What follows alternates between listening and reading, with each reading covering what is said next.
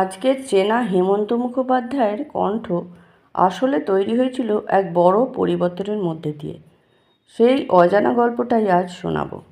হেমন্ত মুখার্জি তার গান প্রীতির ব্যাপারে মা কিরণবালা দেবীর উৎসাহ ছোট থেকে পেলেও বাবা কালিদাস মুখোপাধ্যায় এসব একেবারেই পছন্দ করতেন না। তিনি চাইতেন হেমন্ত ইঞ্জিনিয়ার হোক। সেই মতো মেকানিক্যাল ইঞ্জিনিয়ারিং পড়তে হেমন্ত মুখার্জি ভর্তি হয়েছিলেন যাদবপুর ইঞ্জিনিয়ারিং কলেজে। যদিও থার্ড ইয়ারে সেসব ছেড়ে দিয়ে পুরোপুরি ডুবে যান গানে।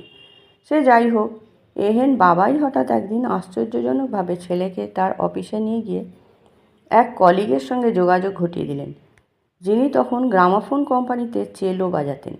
সেই ভদ্রলোক মারফত হেমন্ত গিয়ে পড়লেন তখনকার অন্যতম গুণী সঙ্গীত পরিচালক ও শিক্ষক শৈলেশ দত্তগুপ্তের কাছে। একবার হেমন্তর গান শুনেই তাকে দিয়ে রেকর্ড করানোর সিদ্ধান্ত নিয়ে নিলেন শৈলেশবাবু। ফলে 17 বছর বয়সে শৈলেশ দত্তগুপ্তের সুরে ও নরেশ্বর ভট্টাচার্যের কথায় প্রথমবার রেকর্ডে হেমন্ত গাইলেন জানিতে যদি গো তুমি ও বলো গো বলো মোরে। সময়টা 1937। রেকর্ডটি প্রকাশিত হয় 1938 সালে। শুরু হলো সঙ্গীত অভিযান। প্রথম রেকর্ডের হেমন্ত কণ্ঠ থেকে শুরু করে পরবর্তীকালে তার গানগুলির দিকে পরপর নজর দিলে একটা বৈশিষ্ট্য চোখে পড়ে, যা থেকে বোঝা যায় শুরু থেকেই হেমন্ত মুখোপাধ্যায়ের সাংগীতিক ধ্যান ধারণার বিশিষ্টতার দিকটি। হেমন্ত কণ্ঠকে বলা হয় স্বর্ণকণ্ঠ, কিন্তু এর অর্থ কী? প্রথম রেকর্ডে তার গান শুনলে আমরা একটু খুঁজে পাই না চেনা গলার হেমন্ত মুখোপাধ্যায়কে। এক বিশেষ ধরনের উচ্চারণ সঙ্গে নাসিকা সুরের প্রাধান্য। তখন যেসব অসামান্য শিল্পীরা গাইছেন তারা প্রত্যেকেই ছিলেন শাস্ত্রীয় সঙ্গীতের তালিমপ্রাপ্ত, কিন্তু আধুনিক বাংলা গান তারা গাইতেন মেলোডির ভাবধর্মী পথে। সহজ ভঙ্গিতে গাইলেও তাদের কণ্ঠ প্রক্ষেপণে হয়তো কিছুটা শাস্ত্রীয় সঙ্গীতের ছোঁয়া থেকে যেত।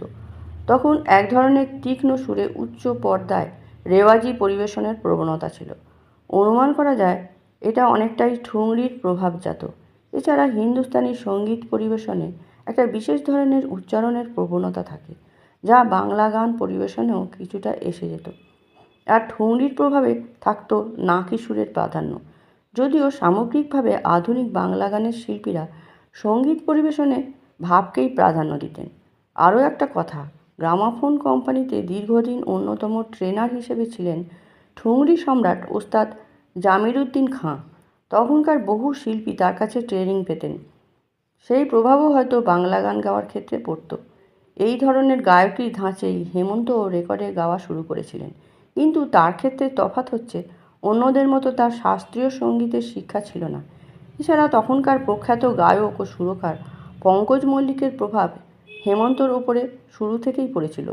পঙ্কজবাবুরও সেইভাবে প্রথাগত সঙ্গীত শিক্ষা ছিল না। তাছাড়া তিনি সেই সময় রবীন্দ্রনাথের গানকে জনসমক্ষে ছড়িয়ে দেবার ব্যাপারে ছিলেন প্রধান স্থপতি।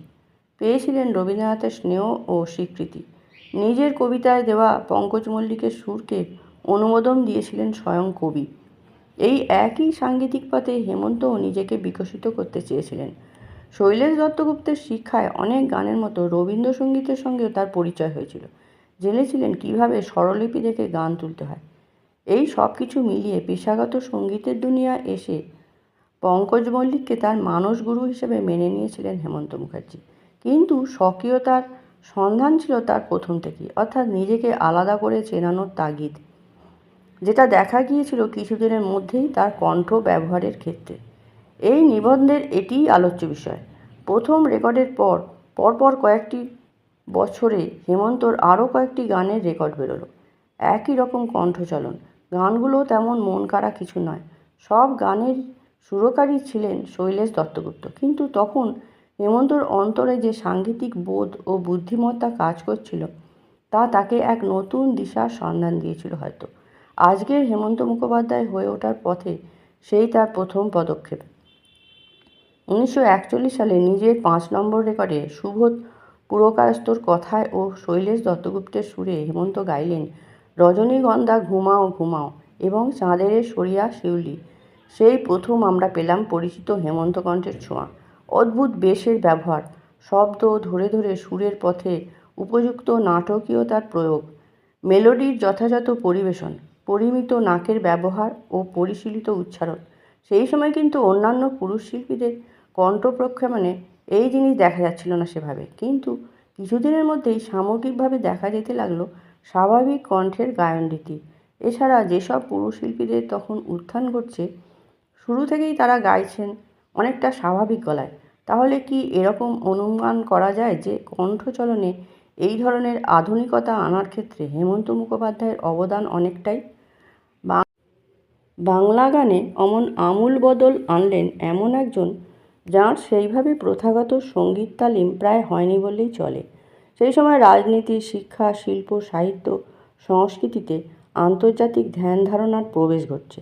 গানের জগতে রেকর্ডের মারফত পাশ্চাত্য শিল্পীদের গান বাজনা শোনার চল বাড়ছে। হেমন্ত মুখোপাধ্যায়ের মধ্যে এই সব কিছুর প্রভাব পড়াটাই স্বাভাবিক।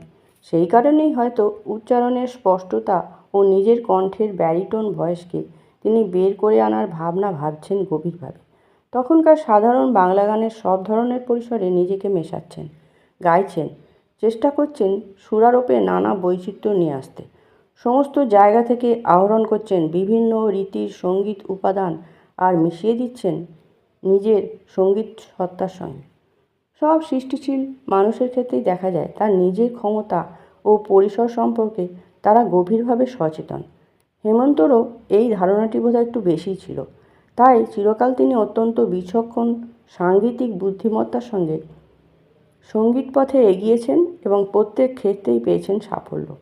যার শুরু গোড়াতেই কণ্ঠ প্রক্ষেপণ নিয়ে তার নজরকাড়া ভাবনার প্রকাশের মধ্যে দিয়ে, যাকে আমরা বলি স্বর্ণকণ্ঠ, যাকে শুধুমাত্র প্রকৃতি প্রদত্ত বললেই হবে না, বোঝাই যাচ্ছে তিনি গভীরভাবে ভেবেছিলেন তার কণ্ঠচলন নিয়ে। অদ্ভুত বেশের ব্যবহার, শব্দ ধরে ধরে সুরের পথে উপযুক্ত নাটকীয়তার প্রয়োগ, মেলোডির যথাযথ পরিবেশন, পরিমিত নাকের ব্যবহার ও পরিশীলিত উচ্চারণ।